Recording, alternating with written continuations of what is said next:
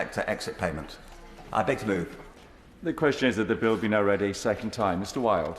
Thank you very much, Mr. Deputy Speaker. My honourable friend has shown his dogged determination to bring this issue rightly back to the House once again, because my constituents feel the anger when they see these massive payouts, often to people who then reappear somewhere else within the public sector on another six-figure salary, which is why it was right that the government legislated back in 2015, a long time ago, as my honourable friend has pointed out. And perhaps unusually, I just want to highlight the good practice that the BBC has actually taken, where they put in place their own voluntary cap. It is at £150,000, though, which is obviously 50% higher than the legislation that we brought forward.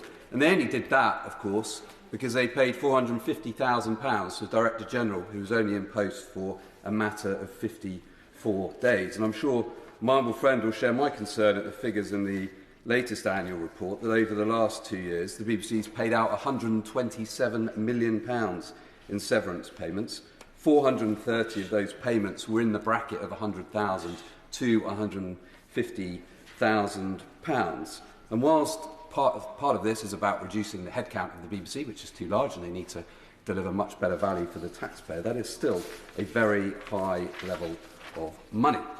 And of course the government did bring forward those regulations which were passed by both houses back in September 2020, and then regrettably, in the face of complaints from the unions and others, were then withdrawn over what counted as exit payment caps. And it was quite a long list of redundancy payments, payments to reduce actuarial reduction, payments under settlement agreements, severance pay, payments in the form of shares, payments on voluntary exit. So there is obviously an issue here that needs to be tackled, and my honourable friend spoke about the consultation that was published last August, and I think we'd all be keen to hear from the Minister when the government will be bringing forward measures and responding to that consultation, because it is time that we dealt with this issue.